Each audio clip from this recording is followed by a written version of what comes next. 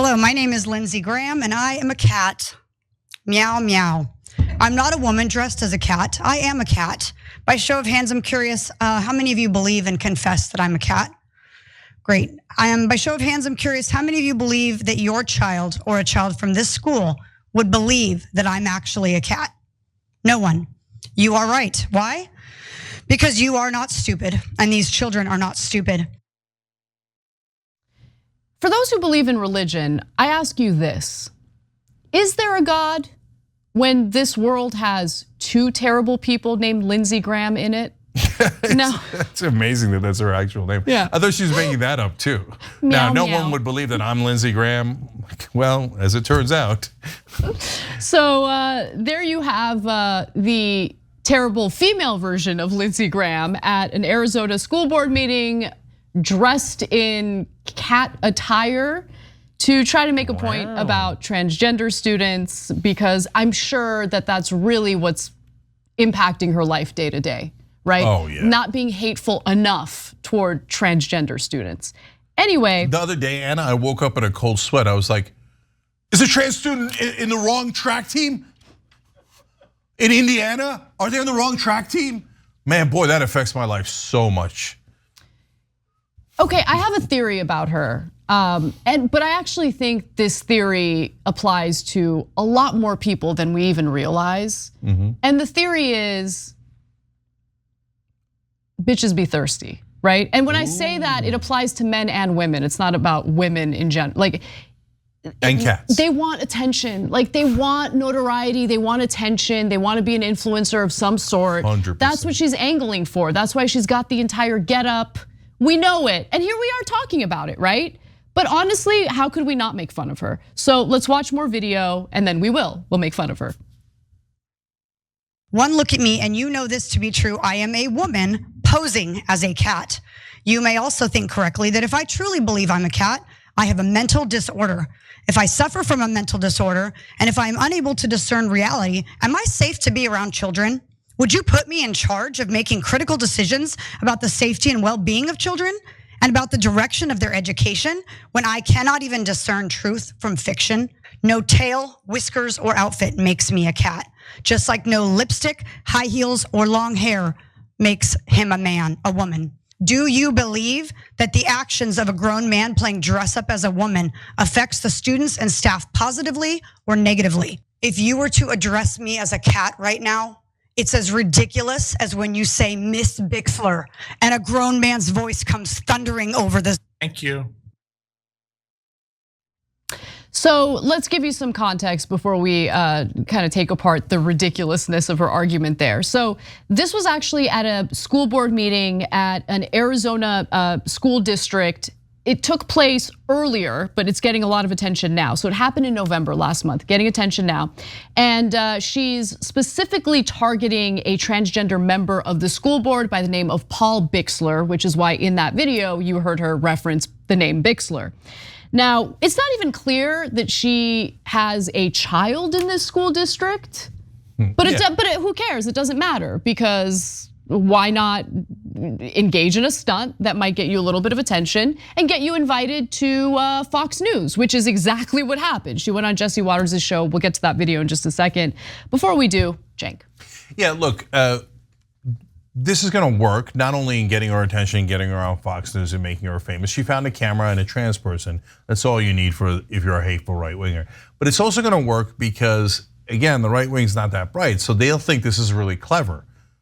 I guarantee you 98% of right wingers that saw that, they're like, oh yeah, that's such a good point, right? We don't call her a cat, why are we calling him a woman? Yeah, you guys, make it, Lindsey Graham.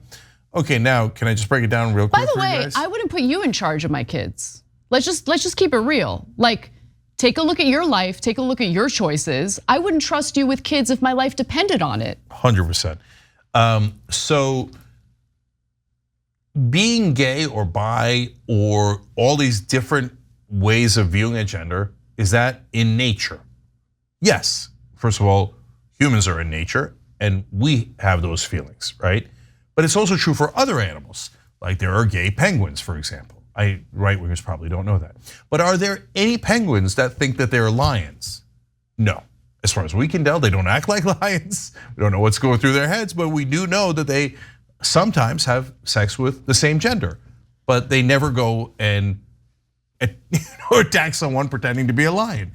So no, there's a giant difference between, hey, how do I view my sexuality and my gender, which is a thing that apparently the entire animal kingdom wrestles with, and hey, am I a different animal than the one that I was born?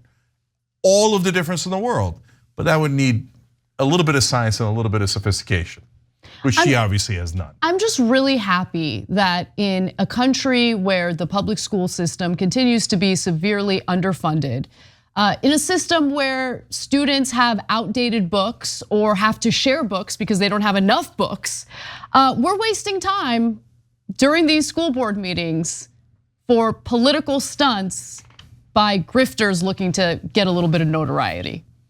Feels real good. I'm glad we're focusing on what's important here. Yeah, one more thing about that particular interaction. Think about what a terrible person she is. She's going and saying, I don't think you should teach children to Bixler because of who you are.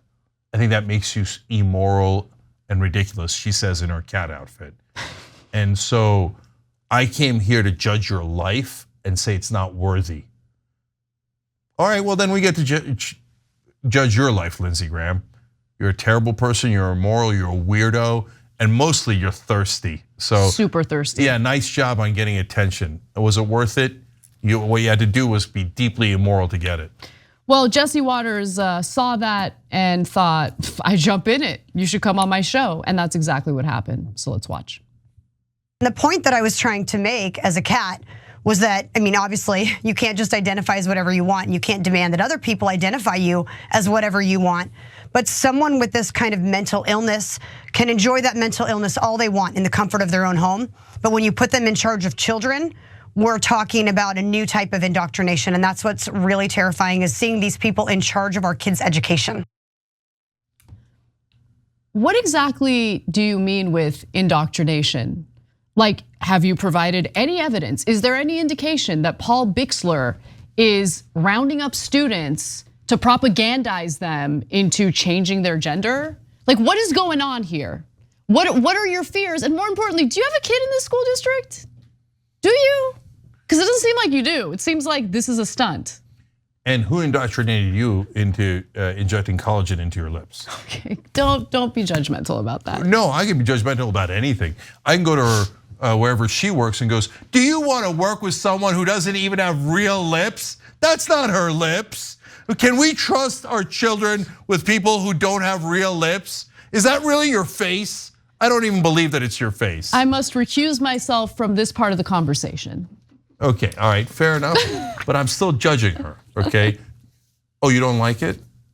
Oh, you can judge other people, we can't judge you? Too late, I already judged you. I judge you to be a terrible person who shouldn't be anywhere near kids. You seem a little psychotic. By the way, in 2020, she was fined $14,000 for reopening her hair salon against the governor's executive order meant to slow COVID transmission. So she also attended the Stop the Steal rally in Washington, D.C. on January 6th. So that's who she is. Of course. Spare me your commentary about morality and what is and is not dangerous to children in this country. Yeah, you came to attack America in our capital because of a lying bozo, the clown that you listen to. And now you're gonna come lecture us about morality? All right, but the real question everybody's asking is, did Jesse Waters let out the air from her tires before she left the studio? I would not be surprised. Thanks for watching The Young Turks, really appreciate it. Another way to show support is through YouTube memberships. You'll get to interact with us more. There's live chat emojis, badges. You've got emojis of me, Anna, John, JR. So those are super fun. But you also get playback of our exclusive member-only shows and specials right after they air. So all of that, all you gotta do is click that join button right underneath the video. Thank you.